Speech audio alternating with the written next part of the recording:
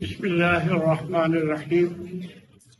آج انشاءاللہ ہم 15واں پارے کا خلاصہ سنیں گے۔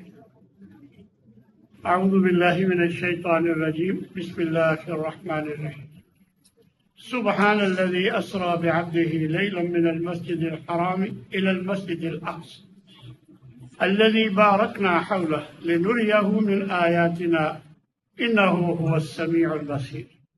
پاک ہے وہ ذات جو اپنے بندے کو راتوں رات مسجد حرام سے مسجد اقصی تک لے گیا، جس کے ارد گرد ہم نے برکت ڈال دی تاکہ ہم اسے اپنی کچھ نشانیاں دکھائیں۔ بے شک وہ خوب سننے والا دیکھنے والا ہے۔ اس آیہ مبارکہ میں معراج کی طرف اشارہ ہے۔ اللہ فرماتا ہے ان ھذا القرآن یہدی للتی ہی اقوم، یہ قرآن ہدایت دیتا ہے اچھی اعلیٰ باتوں کی، اور مومنوں کو خوشخبری دیتا ہے جو نیک عمل کرتے ہیں کہ ان لہم اجرا کبیرا، کہ ان کے لیے بہت بڑا اجر ہے۔ اور جو ایمان نہیں لاتے، بالآخرت آخرت پر ایمان نہیں رکھتے، اعتدنا لہم عذابا علیما، تو ہم نے ان کے لیے دردناک عذاب تیار کر رکھا ہے۔ ہر انسان کے گلے میں، اس کے گلے میں ہار کی طرح، اس کا عمل اچھا ہو یا برا، ہم نے اس کے گلے میں لٹکا دیا ہے۔ نخرج لہ یوم القیامت کتابا یلقاہ منشورا، قیامت کے دن ہم اسے کھول کر اس کے سامنے رکھ دیں گے، یہ اعمال نامہ کھول کر، اور کہیں گے اقرأ کتابک، اپنا اعمال نامہ پڑھ لے، کافی ہے تو خود اپنا حساب کر سکتا ہے۔ یاد رکھو، جو ہدایت پاتا ہے تو اس کا فائدہ اسی کو ہے، اور جو گمراہ ہوتا ہے تو اس کا وبال بھی اسی پر ہے۔ کوئی جان کسی دوسری جان کا بوجھ نہیں اٹھائے گی۔ اور جو دنیا میں جلدی فائدہ چاہتا ہے، بس مجھے دنیا مل جائے، عجلنا لہو، ہم اسے دے دیتے ہیں جلدی میں جس کو چاہتے ہیں، لیکن وہ سن لے، لہو جہنم، جعلنا لہو جہنم، ہم نے اس کے لیے جہنم تیار کر رکھی ہے جس میں وہ داخل ہوگا بے عزت ہو کر، مذموم و مدحورا، یعنی ذلیل و خوار ہو کر اس میں داخل ہوگا۔ تیرے رب نے یہ حکم دیا ہے کہ ایک اللہ کے سوا کسی کی عبادت نہ کرو، والدین کے ساتھ احسان کرو۔ جب وہ بڑھاپے میں دونوں یا ایک ان میں سے کوئی ایک بڑھاپے کو پہنچے تو انہیں اف تک مت کہو، انہیں مت ڈانٹو، اچھے طریقے سے نرم لہجے سے ان سے بات کرو۔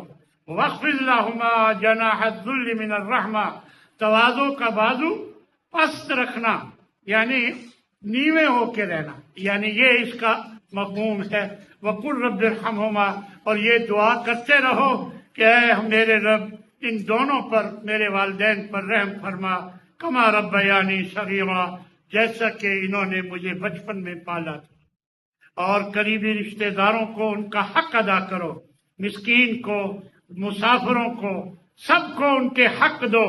ولا تبذر تبذیرا، اور فضول خرچی مت کرو، بے شک فضول خرچی کرنے والے کانوا اخوان الشیاطین، وہ شیاطین کے بھائی ہیں، اور شیطان اپنے رب کا ناشکر ہے۔ اور اپنے ہاتھ کو اپنی گردن کے ساتھ مت باندھ لے، یعنی کچھ بھی خرچ نہ کر، ایسا مت کر۔ ولا تبسطها کل البسط، اور نہ ہی اسے بہت ہی کھلا چھوڑ دے، یعنی فضول خرچی شروع کر دے۔ فتقعد ملوما محسورا، پھر ملامت کیا ہوا اور پچھتانے والا بن کر بیٹھ جائے۔ اس لیے میانہ روی رکھ۔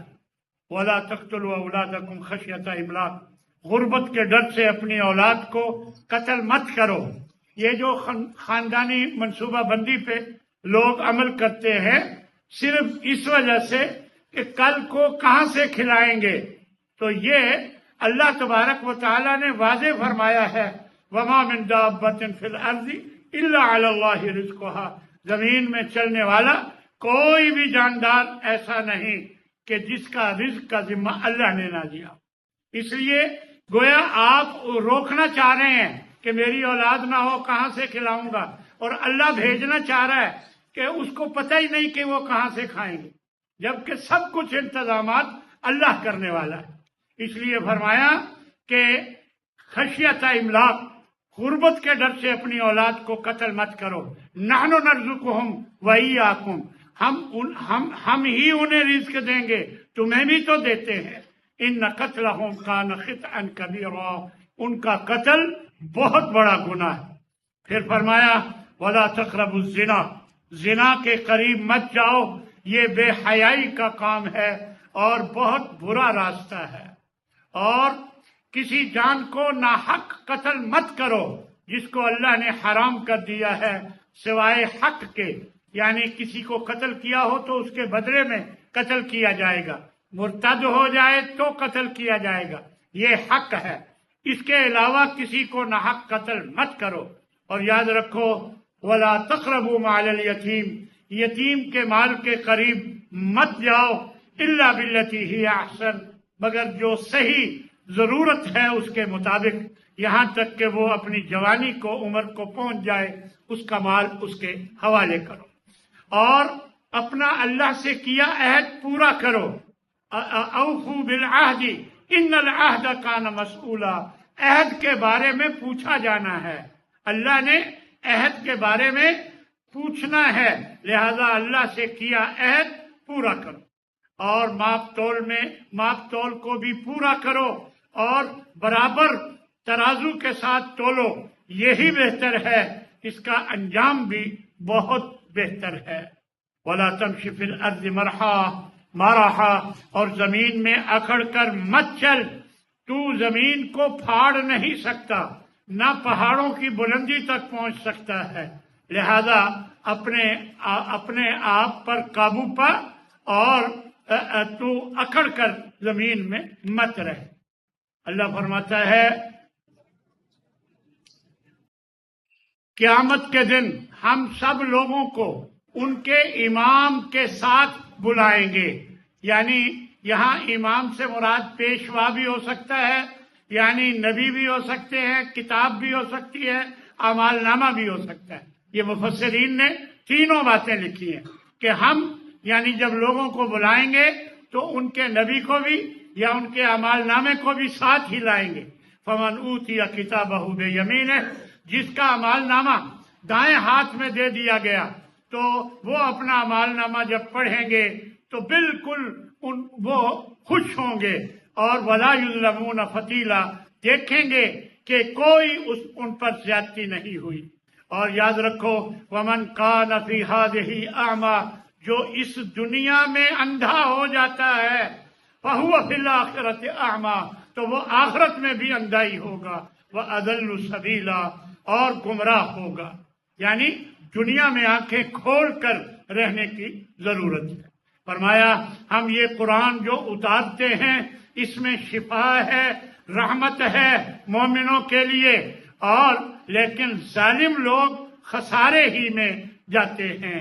اور انسان کا یہ حال ہے کہ جب ہم اس پر احسان کریں، انعام کریں، وَنَعَا بِجَانِبِهِ، تو اپنا پہلو بدل لیتا ہے، کروٹ بدل لیتا ہے، ہم سے رخ موڑ لیتا ہے۔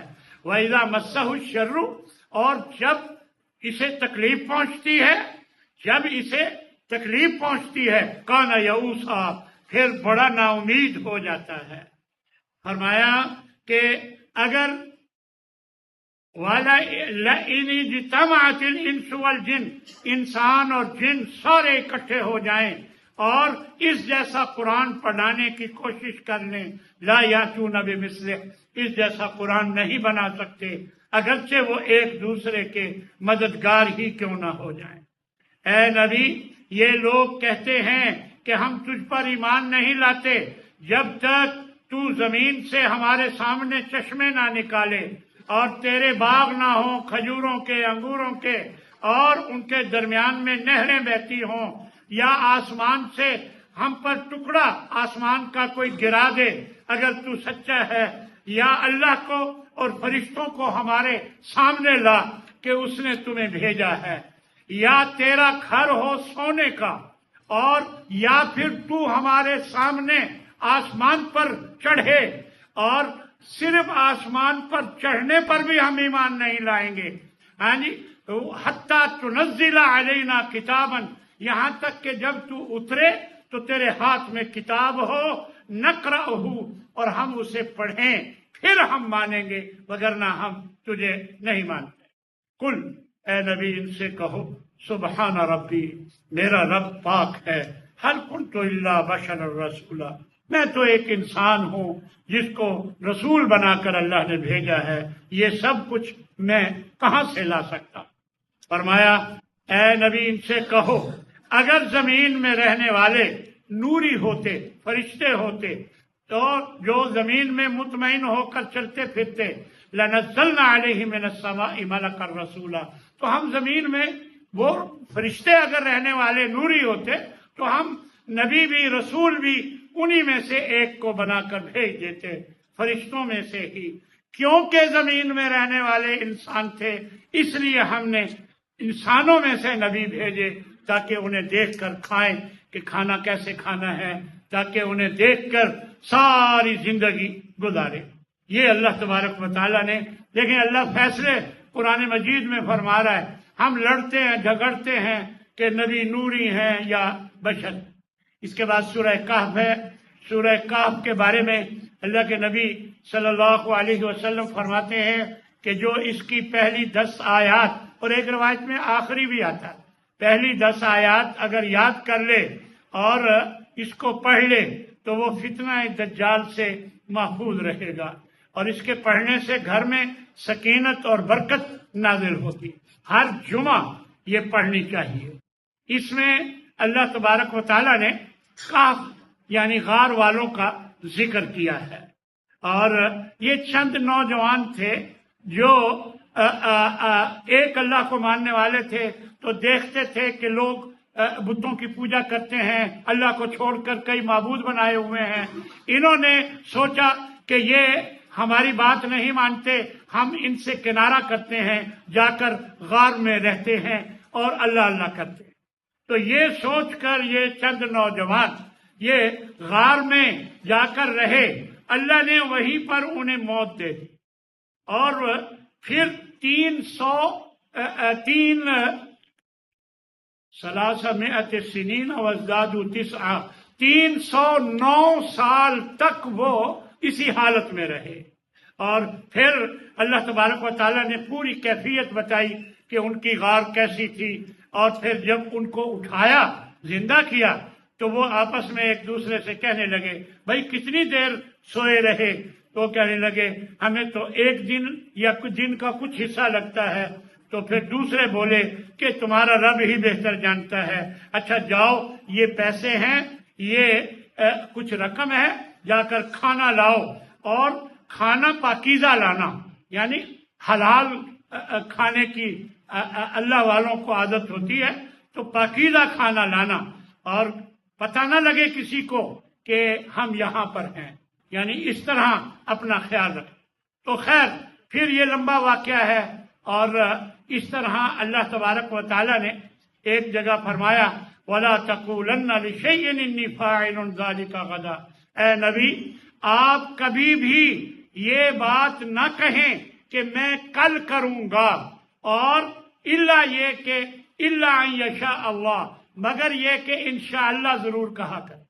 ہوا یہ کہ کچھ یہودی نبی صلی اللہ علیہ وسلم کے پاس آئے اور کہنے لگے کہ آپ ہمیں 3 باتیں بتائیں۔ ان کی کتابوں میں وہ 3 باتیں موجود تھیں، لیکن دیکھنا چاہتے تھے کہ یہ نبی اگر برحق ہوا تو اللہ سے پوچھ کر یہ ہمیں بتا سکے گا۔ تو 3 باتیں کیا تھیں؟ ایک تو روح کے بارے میں کہ روح کی کیا حقیقت ہے، دوسرا اصحاب کہف کے بارے میں، اور تیسرا ذوالقرنین کے بارے میں۔ یہ تینوں چیزیں ان کی کتابوں میں موجود تھی، تو یہ تصدیق کے لیے اللہ کے نبی سے پوچھنا چاہ رہے تھے تاکہ پتہ چلے کہ یہ واقعی نبی ہے کہ نہیں۔ اب اللہ کے نبی نے دیکھا کہ اللہ تو دیکھ ہی رہا ہے کہ یہ سوال کر رہے ہیں، تو ان کو کہہ دیا میں کل بتاؤں کہ اللہ کی طرف سے وحی آ جائے گی، لیکن 15 دن تک کوئی وحی نہیں ہوئی۔ تو اللہ تبارک و تعالیٰ نے اس کے بعد یہ آیت اتاری کہ اے نبی جب بھی کچھ کہو کہ میں کل یہ کروں گا تو انشاءاللہ ضرور کہا کرو۔ تو یہ اللہ تبارک و تعالیٰ نے نبی کے ذریعے ہمیں بھی یہ بات سمجھا دی، اور پھر اس طرح فرمایا کہ اے نبی یہ جو کچھ تیری طرف اتارا گیا ہے یہ تیرے رب کی طرف سے حق ہے، جو چاہے ایمان لے آئے اور جو چاہے کفر کرے۔ ہم نے ظالموں کے لیے ایسی آگ تیار کی ہوئی ہے کہ جس کی قناتیں ان کو گھیرے ہوئے ہوں گی، اور یہ ایسا پانی پلائے جائیں گے جو تیل کی تلچھٹ کی طرح ہوگا، یشفی الوجوہ، اتنا گرم کہ چمڑی ادھیڑ دے گا، چہرے جھلسا دے گا، بئس الشراب، بہت برا مشروب ہوگا، وساءت مرتفقا، اور بہت بری جگہ ہوگی، بہت برا ساتھ ہوگا۔ بے شک وہ لوگ جو ایمان لائے، نیک عمل کیے، ہم ان کے اجر کو کبھی بھی ضائع نہیں کریں گے، انہیں جنتوں میں داخل کریں گے۔ فرمایا کہ مال اور اولاد، المال والبنون، مال اور بیٹے، زینت الحیات الدنیا، یہ دنیاوی زندگی کی زینت ہے۔ یاد رکھیں والباقیات الصالحات خیر، اصل میں جو نیکیاں ہیں یہ بہتر ہیں عند ربی کا، تیرے رب کے نزدیک، ثواباً، ثواب کے لحاظ سے، وخیر عملا، اور اچھی توقع کے لحاظ سے تیرے لیے بہتر ہے کہ تو نیک عمل کرے۔ قیامت کے دن کتاب رکھ دی جائے گی اور تو دیکھے گا مجرموں کو، یعنی اعمال نامہ سامنے رکھ دیا جائے گا، آپ دیکھیں گے مجرموں کو کہ وہ ڈر رہے ہوں گے کہ اس کے اندر کیا کیا لکھا ہے، اور کہیں گے یا ویلتنا، ہائے ہماری بربادی، ما لہذا الکتاب، اس اعمال نامے کو کیا ہو گیا کہ لا یغادر صغیرۃ ولا کبیرہ، نہ کوئی چھوٹی بات چھوڑی ہے نہ کوئی بڑی، الا احصاہا، مگر سب کچھ لکھا ہوا ہے۔ میں نے ایک دفعہ مکہ مارا تھا، وہ بھی لکھا ہوا ہے، جھوٹ بولا تھا، وہ سب کچھ لکھا ہوا ہے۔ وَوَجَدُوا مَا عَمِلُوا حَاضِرًا، جو بھی عمل کیا ہوگا وہ اس میں حاضر لکھا ہوا پائیں گے۔ وَلَا يَظْلِمُ رَبُّكَ أَحَدًا، لیکن سن لیں کہ تیرا رب کسی پر ظلم نہیں کرتا۔ 15ویں پارے کے آخر میں حضرت موسیٰ اور خضر کا واقعہ ہے۔ تو وہ واقعہ یہ ہے کہ حضرت موسیٰ سے پوچھا گیا اس وقت سب سے بڑا علم کون رکھتا ہے؟ انہوں نے سمجھا میں نبی ہوں، میں اللہ کا رسول ہوں، مجھ سے بڑھ کر علم کس کے پاس ہو سکتا ہے؟ تو انہوں نے کہہ دیا کہ میرے پاس۔ اللہ کو یہ اچھا نہیں لگا۔ اللہ نے فرمایا کہ میرا ایک بندہ ہے، اس کے پاس تجھ سے بھی زیادہ علم ہے۔ تو وہ کہنے لگے پھر اے اللہ مجھے بتا کہ وہ کہاں ہے کہ میں اس سے جا کر ملوں۔ تو چنانچہ اللہ نے بتایا کہ 2 سمندر مل رہے ہیں، جہاں 2 پانیوں کے ملنے کی جگہ ہے، وہاں چلے جاؤ، ایک مچھلی بھون لو، اپنے ساتھ رکھ لو، جب وہ مچھلی زندہ ہو کر وہ سرنگ بنا کر سمندر میں چلی جائے، سمجھ لینا کہ وہی ہے۔ اور یہ چل پڑے، اور ان کے ساتھ ان کا ایک نوجوان تھا، ان کا نام تھا یوشع بن نون۔ یوشع، ایک ساتھی کل پوچھ رہے تھے کہ یسع تو آتا ہے ایک نبی کا نام قرآن مجید میں، یشع بھی آتا ہے، تو مجھے تو اس وقت سمجھ نہیں آئی۔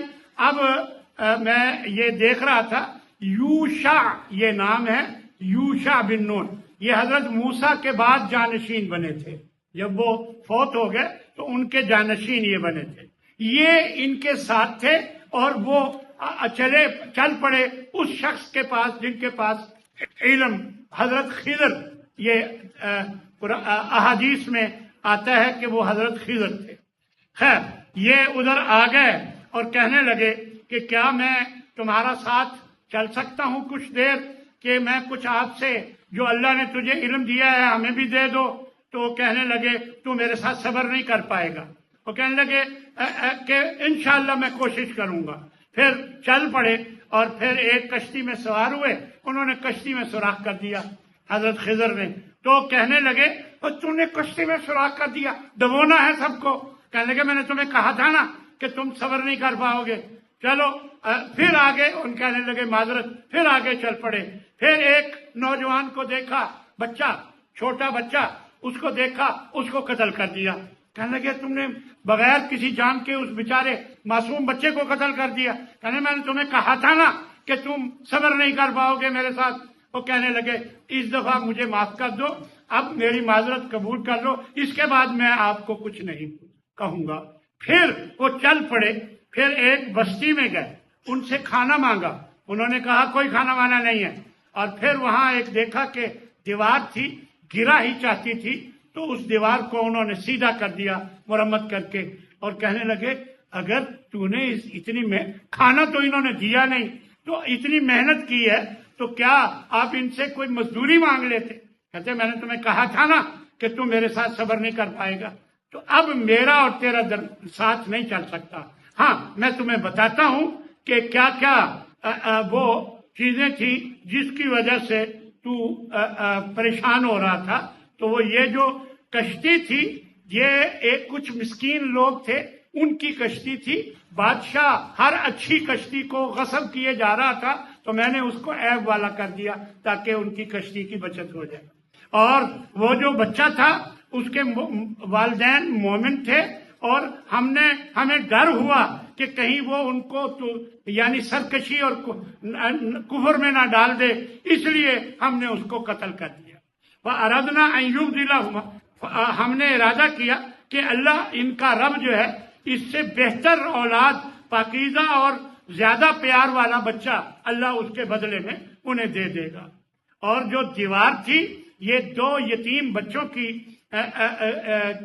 کا گھر تھا، اور ان کا والد نیک آدمی تھا، اس نے اس دیوار کے نیچے ان کے لیے خزانہ رکھا ہوا تھا، تو ہم نے اس کو ٹھیک کر دیا کہ جب وہ بڑے ہوں گے تو اپنا خزانہ خود نکال لیں گے۔ آگے آخر میں فرمایا وَمَا فَعَلْتُهُ عَنْ عَمْرِي، یہ سب کچھ میں نے اپنی مرضی سے نہیں کیا۔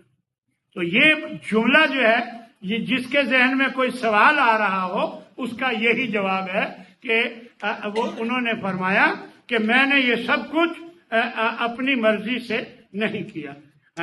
اور اس کے بعد پھر اللہ تبارک و تعالیٰ نے ذوالقرنین کا آگے 16واں پارہ بھی شروع ہو گیا۔ اللہ تعالیٰ ہمیں عمل کی توفیق عطا فرمائے۔ وآخر دعوانا ان الحمد للہ رب العالمین۔